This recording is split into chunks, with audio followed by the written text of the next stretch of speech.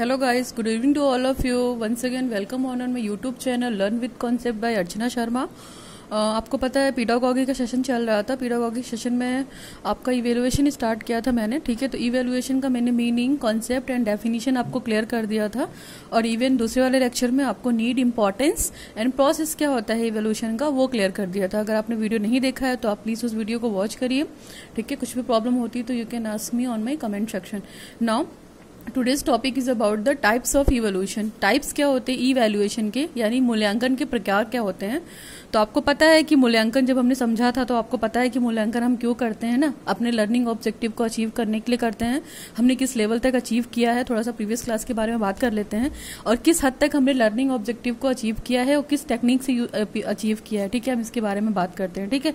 अगर देखा जाए तो जो मूल्यांकन है वो बहुत बड़ा स्टेप है, कंटिन्यूअस है, कॉम्प्रिहेंसिव है और ये असेसमेंट टाइप का भी है। तो अगर हम बात करते हैं इवैल्यूएशन को तो हम उसे छोटे टर्म में मेजर नहीं कर सकते हैं, ठीक है। ये बड़ा, और इवैल्यूएशन के साथ साथ मेजरमेंट एंड असेसमेंट उसका एक छोटा सा पार्ट है ना। इवैल्यूएशन बहुत बड़ा पार्ट है, ठीक है। इवैल्यूएशन के अंदर ही मेजरमेंट और असेसमेंट इन्वॉल्व होते हैं। तो ये तो हमारा थोड़ा सा प्रीवियस लेक्चर के बारे में बात था। अभी हम बात करते हैं टाइप्स ऑफ इवैल्यूएशन, ठीक है। टाइप्स ऑफ इवैल्यूएशन में देखा जाए तो टू काइंड्स के टाइप्स हैं। पहला है फॉर्मेटिव टाइप्स, ठीक है, और दूसरा है समेटिव टाइप्स ऑफ इवैल्यूएशन। पहला है फॉर्मेटिव टाइप और दूसरा है समेटिव टाइप्स ऑफ इवोल्यूशन। तो ये जो है वैसे तो चार तरीके की इवोल्यूशन है, ठीक है। एक डायग्नोस्टिक भी होता है और दूसरा प्लेसमेंट वाला भी होता है। तो आप अगर आपके कोर्स में अगर बात की जाए तो फॉर्मेटिव और समेटिव दोनों इवोल्यूशन है आपके कोर्स में, ठीक है, पीडागॉजी के सेशन में। नेक्स्ट है, इसमें अगर देखा जाए तो ये जो क्लासिफिकेशन दिया था वो माइकल स्क्रिवन के अकॉर्डिंग है। इनके अकॉर्डिंग इवोल्यूशन दो प्रकार का होता है, ठीक है, फॉर्मेटिव और समेटिव। इसी को डिटेल डिस्कस करेंगे कि फॉर्मेटिव में क्या होता है और समेटिव में क्या होता है। Now discuss in detail. तो सबसे पहले हम पढ़ते हैं फॉर्मेटिव। और फॉर्मेटिव में क्या होता है कि आपको पता है कि फॉर्मेटिव एवोल्यूशन का मतलब हो गया निर्माणात्मक मूल्यांकन, ठीक है। निर्माण से ही समझ में आ रहा है कि क्या है, यहाँ पे कुछ बनेगा या कुछ फॉर्मेशन होगा।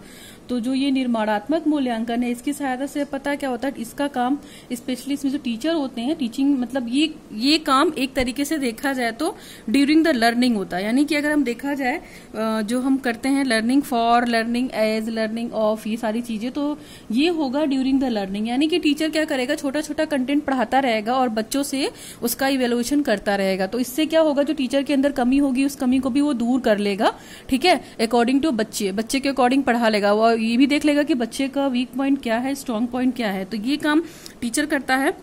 और ये जो असेसमेंट होता है, ये जो इवैल्यूएशन होता है वो एक छोटे कंटेंट के लिए होता है। मान लीजिए एक यूनिट पढ़ा रहे हैं तो किसी भी टॉपिक पे असेसमेंट ले लिया, ठीक है, वीकली ले लिया, मंथली ले लिया, ये डिपेंड करता है टीचर पे कि टीचर ने कितना पढ़ा दिया और कितना पूछना चाह रहा। तो हम इसी के बारे में डिटेल बात करते हैं।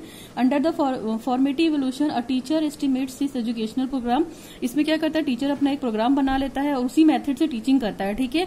और किसके हिसाब से टीचिंग करता है, बच्चों के व्यू के हिसाब से टीचिंग करता है, ठीक है। तो वो ये देखता है कि बच्चा मेरे मतलब जो टीचिंग स्ट्रेटजी है मेरी, या जो मैंने टीचिंग मेथड यूज किया है उसके हिसाब से बच्चे ने कितना लर्निंग ऑब्जेक्टिव अचीव किया है और उसको कितना अचीव करना है। तो जब वो फॉर्मेटिव असेसमेंट या इवोल्यूशन करती है तो ये देखती है कि बच्चे ने मतलब कहां तक अचीव कर लिया है। तो बच्चे का स्ट्रॉन्ग पॉइंट हो गया और वीक पॉइंट हो गया, वो उसको रिकॉर्ड करती है। रिकॉर्ड करके उसके बाद अपनी टीचिंग में इंप्रूव करती है, अपने मेथड में इंप्रूव करती है। तो जिससे बच्चे को जो कमी वाला पॉइंट होगा वो कम हो जाएगा। कमी इन द सेंस कि वो अपने आप को टीचिंग में इंप्रूव कर लेगा। तो देखा जाए तो इस तरीके से टीचर का जो यहाँ पे व्यवहार है या बिहेव है, तो टीचर की जो अनसक्सेस है वो भी सक्सेस में कन्वर्ट हो जाती है। तो आपको पता है कि इसमें टीचर और स्टूडेंट दोनों ही फीडबैक के माध्यम से ये काम होता है। एक तरीके से देखा जाए तो बच्चों से फीडबैक लिया जाता है या बच्चों से फीडबैक का सिस्टम अप्लाई कर दिया जाता है कि इस टॉपिक को पढ़ाने के बाद हमने ये इवोल्यूशन किया है तो हमारे इतने मार्क्स आए हैं और हमारा ये कंटेंट स्ट्रांग रहा है और हमारा ये कंटेंट वो क्या रहता है, वीक रहा है। तो इसमें क्या करता है टीचर, आपको पता है कि छोटे छोटे चैप्टर्स तैयार करता है, छोटे छोटे सेगमेंट्स देता है, तो उसी के हिसाब से वो प्रोग्रेस करता है। तो ये तो है फॉर्मेटिव टाइप का इवोल्यूशन। और आपको ये पता है कि ये इवोल्यूशन क्या होता है, एक ड्राफ्ट की तरीके होता है, ठीक है, जो डिजायरेबल मैनर में किया जाता है, किसके द्वारा, टीचर के द्वारा, फाइनल फॉर्म में। तो टीचर ही अपने टीचिंग स्ट्रेटजीज को और मेथड्स को इंप्रूव करेगी फॉर्मेटिव इवोल्यूशन में, ठीक है। फॉर्मेटिव का मतलब ये है कि फॉर्मेशन करते रहना, यानी कि आपका कोरिकुलम बनता रहेगा और फॉर्मेटिव इवोल्यूशन होता रहेगा। कोरिकुलम बनता रहेगा, फॉर्मेटिव इवोल्यूशन होता रहेगा। मान लीजिए हम 100 क्लास के बच्चों में जो कोरिकुलम अप्लाई करते हैं उनमें से कुछ बच्चे शॉर्ट आउट कर लेते हैं, कुछ बच्चे वो सेगमेंट शॉर्ट आउट नहीं कर पा रहे, तो टीचर उस चीज को इम्प्रूव करने की कोशिश करता है और फिर से इवोल्यूशन कर लेता है। ठीक है, तो ये छोटे लेवल पे होता है, छोटे लेवल इन द सेंस कि इसको हम जैसे फाइनल एग्जाम के टर्म में या समेटिव टर्म में नहीं देख सकते। ठीक है, तो एक तरीके का ये मेथड है और इसमें क्या करता है, अपनी कमियों को दूर कर लेता है। ठीक है, और मीनिंगफुल और यूजफुल लर्निंग करने की कोशिश करता है फॉर्मेटिव में। ठीक है, जैसे अगर हम इवोल्यूशन की बात करते हैं तो फॉर्मेटिव इवोल्यूशन में और कुछ पढ़ते हैं। देखिए, it refers the frequent interactive assessment of the student progress to identify the learning needs and against teaching. तो आपको पता है ये फ्रीक्वेंट है ना, फ्रीक्वेंट इन द सेंस कि मान लीजिए मैंने 2 दिन पहले एक टॉपिक पढ़ाया और थर्ड डे जाके एक टेस्ट ले लिया, तो इसमें क्या होता है, फ्रीक्वेंट चीजें होती हैं बच्चों के बीच में, इंटरैक्टिव असेसमेंट हो जाता है और स्टूडेंट अपनी प्रोग्रेस लर्निंग नीड को कंप्लीट करके एडजस्ट कर लेते हैं। ठीक है, कि उनकी टीचिंग वो अपने हिसाब, बच्चों के हिसाब से टीचिंग एडजस्ट कर लेती है कि अगर बच्चों को वो सेगमेंट समझ में नहीं आया है तो हम उस सेगमेंट को फिर से पढ़ा दें या उस चीज को फिर से इंप्रूव कर लें। और देखा जाए तो ये क्या होता है कि छोटी छोटी यूनिट्स होती हैं इनमें, तो it incorporates test within the study units. For example, when the student had finished working, ठीक है, on a specific learning activity, तो in order to allow the teacher to diagnose learning needs and adjust teaching at that point. ठीक है, next क्या होता है, इसमें area of improvement भी टीचर को पता चल जाता है कि हमको कौन से एरिया में काम करना है, बच्चे का कौन से एरिया वीक है, और ये स्पेसिफिक सजेशन भी अपने आप में अप्लाई कर लेती है अपने इम्प्रूवमेंट के लिए, कुछ तरीके के सुधार कार्य भी कर लेती है, जिससे उसमें क्या होता है, उसकी टीचिंग लर्निंग प्रोसेस में इम्प्रूवमेंट होता है। बच्चा भी सीखता है यहाँ पे, टीचर भी सीखता है, एक तरीके से आप ये कह सकते हैं ना, टीचर स्टूडेंट सभी क्या है यहाँ पे एक तरीके से सीखने का काम कर रहे हैं। एग्जाम्पल अगर देखा जाए तो मान लीजिए जो क्लासरूम इंटरेक्शन होता है, तो मान लीजिए उसमें क्वेश्चनिंग कर ली, स्ट्रक्चर्ड क्लासरूम एक्टिविटीज करा ली, फिर उसके बाद फीडबैक ले लिया, फीडबैक से जो हमारा निकल कर हमारा आया लर्निंग गैप, तो वो सारी चीजों को भी करा लेता है। फिर student also active involve in the assessment process through the self and peer assessment, तो यहाँ पे ग्रुप बना के भी वो टेस्ट ले लेती है, कभी कभी सेल्फ भी ले लेती है, बच्चों को पर्टिकुलर रोल नंबर वाइज बिठा दिया, रोल नंबर 1 2 3 करके पर्टिकुलर वो सेल्फ भी उससे बात करके उसका असेसमेंट ले सकती है, क्योंकि ये छोटा टॉपिक होता है तो इस पर बहुत ज्यादा डिटेल बात नहीं करते हैं वो लोग। ठीक, फिर ये क्या करता है, it shapes the subsequent learning, ये लर्निंग के साथ आप लर्निंग के छोटे छोटे स्टेप्स को भी उसके साथ साथ सिखाता है, फिर असेसमेंट भी कराता है, आपका इवोल्यूशन भी कराता है। फिर when a teacher evaluates the achievement of student while teaching, it is called the formative evolution. तो पता है ना कि फॉर्मेटिव इवोल्यूशन एक तरीके से देखा जाए क्या हुआ कि टीचिंग जो कर रहा है टीचर, वो अपने आप को खुद ही से इवेलुएट करता रहता है। ठीक है, by the feedback of the student, जो उसका फीडबैक का रिजल्ट आया उसके हिसाब से टीचर अपने आप को इंप्रूव कर लेता है। ये तो हमारी फॉर्मेटिव लर्निंग हुई, या फॉर्मेटिव असेसमेंट हुआ, या फॉर्मेटिव इवोल्यूशन हुआ। तो अब तो आप समझ गए कि इसका जस्ट क्या होगा, उल्टा। और जैसे ये फॉर्मेटिव असेसमेंट जो है हमारा, वो यूनिट वाइज नहीं होगा पूरा, मान लीजिए यूनिट के बीच में टेस्ट ले लिया या एक यूनिट खत्म हुआ तो टेस्ट ले लिया, ये पूरे सिलेबस की बात नहीं करता है। सबसे बड़ा इसका बैकड्रॉप ये है कि ये पूरे 1 साल का जो सिलेबस है या 1 साल का जो एग्जामिनेशन सिस्टम है उसकी बात नहीं करता है। ठीक है, तो ये है आपका फॉर्मेटिव इवोल्यूशन, जहां पे टीचर अपने आप को सुधार लेता है बच्चों की कमी को देखकर और जहां पे उसका वीक पॉइंट होता है। नेक्स्ट है हमारा समेटिव इवैल्यूएशन, या समेटिव असेसमेंट भी कह सकते हैं आप इसे। ठीक है, तो समेटिव असेसमेंट में क्या होता है, by summative evaluation is mean to examine the suitability of certain previously developed educational program. तो यहाँ पे भी क्या करता है, टीचर एजुकेशनल प्रोग्राम बनाता है और पूरा करिकुलम पढ़ाता है उसी मेथड से पूरा साल भर का, और वही टीचिंग एड यूज करता है। तो यहाँ पे जो सिस्टम है वो पूरा एनुअली सिस्टम है, साल में एक बार एग्जाम होगा, बीच में एग्जाम नहीं होगा।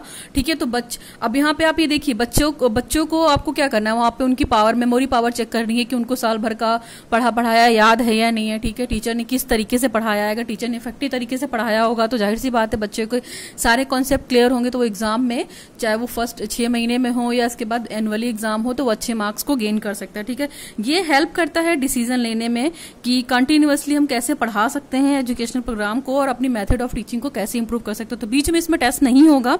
ठीक है, these are the summary assessment of student performance including the test, examine and end of the year marks. तो इसमें क्या करते हैं, जैसे 3 महीने में टेस्ट ले लिया, 6 महीने में टेस्ट ले लिया, फिर इसके बाद 1 साल में एनुअल एग्जाम करा लिया। ठीक है, तो उसके बाद एक मार्कशीट बनती है, उसके बाद एक लोग रिजल्ट निकालते हैं, फिर डिक्लेयर करते हैं। तो एक तरीके से बोल सकते हैं कि जो ये समेटिव इवोल्यूशन है ये एक तरीके का प्रोसेस है, यहाँ पे आपका क्या रिजल्ट निकल कर आएगा, है ना।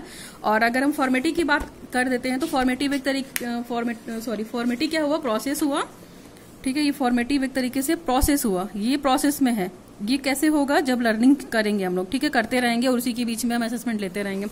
और जो ये समेटिव होगा ये प्रोडक्टिव होगा। ठीक है, यहाँ पे प्रोसेस नहीं लिखेंगे, ये प्रोडक्टिव है समेटिव हमारा।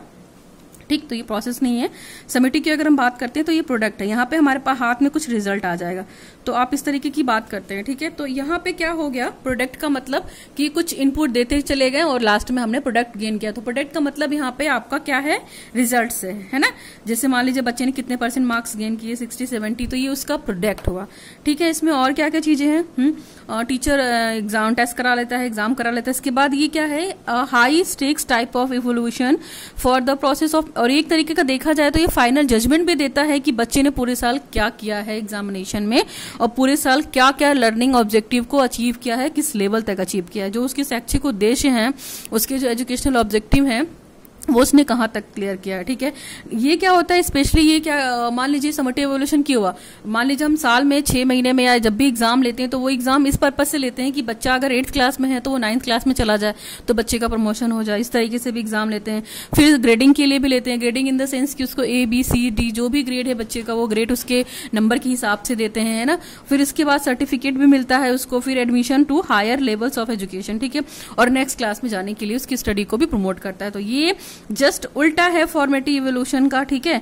नेक्स्ट है हमारा, it forms an end point that the sums of the performance और learning level of the achievement.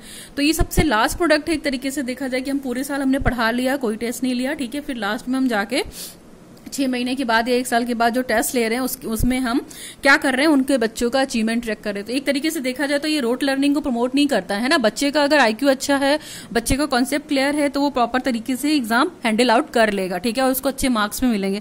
Now आपको पता है कि डिसीजन मेकिंग भी एक तरीके से है, लास्ट में अल्टीमेट एक टीचर डिसीजन निकालेगा, ठीक है, प्रोडक्ट निकालेगा, रिजल्ट निकालेगा और फिर उस रिजल्ट को जनरलाइज करेगा। ये फॉर्मेटिव असेसमेंट नहीं होगा, ठीक है। नेक्स्ट है हमारा इवेल्युएशन ऑफ लर्निंग। यहाँ पे लर्निंग यानी अधिगम को सीखता है, अपने अधिगम को मूल्यांकन भी करता है। फिर है it motivate the individual to maintain improve performance. ये इवोल्यूशन क्या करता है कि particular individual to individual maintain करता है। जैसे मान लीजिए कोई बच्चा कम मार्क्स लेकर आया है या एवरेज मार्क्स लेकर आया है, तो वो अगले क्लास में चला तो गया है लेकिन अपनी लर्निंग एबिलिटी को वो इम्प्रूव करेगा, अचीवमेंट को इम्प्रूव करेगा with the help of teacher, है ना। टीचर की हेल्प से कि क्या क्या कमी रह गई थी, ठीक है, उसको वो इम्प्रूव करेगा, टीचर वहां पे उसकी हेल्प भी करेगा। तो ये भी हो सकता है एक तरीके से देखा जाए समेटिव इंप्रूवमेंट में, क्योंकि आपको अल्टीमेट तो प्रोडक्ट देना ही देना है, ठीक है। नाउ अगर देखा जाए तो by the time it occurs student have the typically excited and learning mood. आपको पता है कि बार बार एग्जाम होता है तो बच्चे बोर भी हो जाते हैं, है ना, बार बार एग्जाम देना नहीं चाहते हैं। वो सोचते हैं कि फाइनली सारा कोर्स कंप्लीट हो जाए और हमें लास्ट में एक एग्जाम देना पड़े और हमारा एक रिजल्ट आ जाए, ठीक है। तो समेटिव में यही हुआ। The evaluation of summative assessment provides a look at the student performance as well as opportunity to evaluable instrumental या instructional practice। तो यानी कि जो हमारा लर्निंग ऑब्जेक्टिव है एक तरीके से देखा जाए उसको अचीव करने में समेटिव इवेल्युएशन या समेटिव असेसमेंट भी कह सकते हैं, वो काफी हेल्प करता है। जैसे इसका एग्जाम्पल क्या हुआ, टीचर ने क्या करा लिया, बच्चों से मतलब चैप्टर खत्म हो गया तो सबसे लास्ट में टेस्ट ले लिया, यूनिट खत्म हो गया तो टेस्ट ले लिया, फिर 3-4 महीने बाद प्रोजेक्ट बनाने को बोल दिया तो उसका इवेल्युएशन कर लिया। तो ये सारे क्या हैं, एक बड़े लेवल पे हैं, है ना, वो बार बार चीजों को नहीं कर सकता है। और एक जजमेंटल भी है कि यहाँ पे कुछ जजमेंट देना है आपको कि बच्चा पास है या फेल है, ठीक। और अगर हम बात करते हैं कि समेटिव इवोल्यूशन में तो मतलब उसने लर्निंग ऑब्जेक्टिव को किस तरीके से अचीव कर लिया है, कितना अचीव कर लिया है, और दूसरी चीज उसको अचीव करने के लिए उसने कौन सी टेक्निक यूज की है, कौन सा टूल यूज किया है ना। यानी कि मतलब मान लीजिए टीचर ने जो पढ़ा दिया है उसके हिसाब से उसने पढ़ा है या कुछ अपना भी माइंड यूज किया है अपने कॉन्सेप्ट को क्लियर करने के लिए, ठीक है। तो राइट टीचिंग स्ट्रेटजीज भी यूज कर लेता है। ये डिपेंड करता है कि उसका एजुकेशनल ऑब्जेक्टिव है कैसा, ठीक है। मान लीजिए यहाँ पे जो भी अचीवमेंट हो रहा है उसका, तो अचीवमेंट टेस्ट भी हो गया, उस अचीवमेंट टेस्ट को इम्प्लीमेंट करने के लिए या डिटरमाइन करने के लिए हम समेटिव इवोल्यूशन कर सकते हैं। तो ये तो था हमारा समेटिव इवोल्यूशन। और नेक्स्ट है हमारा और 2 फॉर्मेटिव इवोल्यूशन था। तो मैंने ये दोनों इवोल्यूशन पढ़ा दिए हैं, अगर आपको कुछ भी डाउट हो तो आप पूछ लीजिएगा। जैसे अगर हम बात नेक्स्ट वाला टॉपिक जो हमारा होगा वो डिफरेंस होगा formative assessment and summative assessment में। मैंने यहाँ पे टाइप तो पढ़ा दी, आई थिंक डिफरेंस भी आपको क्लियर हो गए होंगे, अलग अलग पढ़ाया है, लेकिन यहाँ पे मैं कोशिश करूंगी कि जो फॉर्मेटिव इवोल्यूशन है और समेटिव असेसमेंट है इसको मैं डिफरेंस में क्लियर कर दूंगी। हाँ, एक चीज आपको और बताना चाहती हूँ, जैसे तीन कंटेंट होते हैं, मान लीजिए ये हमारा इवैल्यूएशन है, तो इवैल्यूएशन बहुत बड़ा पार्ट है, ठीक है ना, हम इसको डिटरमाइन नहीं कर सकते, बहुत इजी। और इसी में देखा जाए तो हमारा क्या आ गया, मेजरमेंट आ गया, मेजरमेंट आ गया और असेसमेंट आ गया। तो इवैल्यूएशन के अंदर ही हमारा मेजरमेंट होता है और इवैल्यूएशन के अंदर ही हमारा असेसमेंट होता है। यानी कि एक तरीके से देखा जाए तो इवैल्यूएशन का जो प्रोजेक्ट है measurement plus assessment equal to evaluation हो गया, है ना। मेजरमेंट क्या होगा, मेजरमेंट जो होगा वो क्वांटिटेटिव होगा, क्वांटिटेटिव का मतलब नंबर में होगा, और असेसमेंट का क्या मतलब होगा, qualitative. Qualitative in the sense की उसने प्रैक्टिस क्या की है, ठीक है, उस प्रैक्टिस को कितने अडॉप्ट किया है। और क्वांटिटेटिव का मतलब है कि उसने कितने मार्क्स को गेन कर लिया है। जैसे इसका एग्जांपल ले सकते हैं, आपकी हाइट कितनी है, वेट करता है, तो ये क्वांटिटेटिव में आया, ठीक है। क्वालिटेटिव में मतलब है कि आपकी क्वालिटी क्या है, आपकी एबिलिटी क्या है, ठीक है, और आपका ग्रोथ क्या है, डेवलपमेंट क्या है, तो ये सारी चीजें क्वालिटेटिव में आएंगी, ठीक है। तो इवैल्यूएशन में मैंने आपको कंटिन्यू कर दिया है, आपको तीन टॉपिक हो गए हैं, इसमें कुछ भी दिक्कत है तो आप मुझे पूछ सकती हैं, ठीक है। जिससे अगर हम बात करते हैं तो ये जो फॉर्मेटिव इवोल्यूशन था ये फॉर लर्निंग के लिए आता है। एक वर्ड यूज किया जाता है ना, फॉर लर्निंग, ठीक है। For learning in the sense कि जब हम पढ़ रहे हैं तो उसी के बीच में हम पूछते रहेंगे, है ना। और ये क्या है, अगर देखा जाए तो जैसे इसका समेटिव की अगर हम बात करते हैं तो जो समेटिव इवोल्यूशन है वो ऑफ लर्निंग है। ऑफ लर्निंग का मतलब यहाँ पे है कि हमारा सारा काम खत्म हो गया है, उसके बाद हमने वो फीडबैक लिया, ठीक है। तो ये ऑफ लर्निंग को प्रमोट करता है। ये 2-3 टर्म्स आते हैं, एग्जाम में पूछा जाता है ऑफ लर्निंग कौन सी इवोल्यूशन को प्रमोट करता है, तो वो समेटिव लर्निंग को होगा, समेटिव असेसमेंट को होगा, या समेटिव इवोल्यूशन को होगा, ठीक है। तो ऑफ लर्निंग में क्या होता है, ऑफ लर्निंग में मतलब बच्चे ने पूरा साल भर पढ़ लिया, उसके बाद उसको फीडबैक देना है, ठीक है। तो वो बीच में क्वेश्चन पुटअप नहीं कर सकता या उसका बीच में एग्जाम नहीं लिया जा सकता, एक तो ये डिफरेंस हो गया। दूसरा हमारा फॉर्मेटिव में क्या होता है, फॉर्मेटिव में हम जब पढ़ रहे हैं ना, जैसे मान लीजिए मैंने 2 लाइन बोल दी तो तीसरे बच्चे ने क्वेश्चन कर दिया कि मैम हमको ये नहीं आता, तो वहां पे क्या हो गया, वो जब भी वो लर्निंग कर रहा है तो वो वाइल लर्निंग सीख रहा है, ठीक है। सीखने के दौरान ही वो क्या क्या चीजें को अडॉप्ट कर रहा है, तो वो टीचर से क्या क्वेश्चन पूछ रहा है, तो ये है फॉर लर्निंग, ठीक है। तो ये these are the types of formative evaluation and summative evaluation. और ये आपको पता है कि ये 2 तरीके का जो इवोल्यूशन था वो माइकल स्क्रीवन ने दिया था, ठीक। इसके बाद का जो टॉपिक हमारा होगा, हमारा असेसमेंट के रिगार्डिंग होगा, फॉर्मेटिव एंड समेटिव, ठीक है। अगर आपको कुछ भी दिक्कत हो रही है वीडियो में, ठीक, मैंने कोशिश की समझाने की बहुत ईजी वे में, और बहुत टफ भी नहीं है, ईजी है। अगर आपको फिर भी दिक्कत होती है तो you can ask me on my comment section if you have any problem regarding these lectures, assessment, ठीक है, एंड इवोल्यूशन। और please like, share, subscribe my video to everyone. Thanks for signing off, Archana Sharma.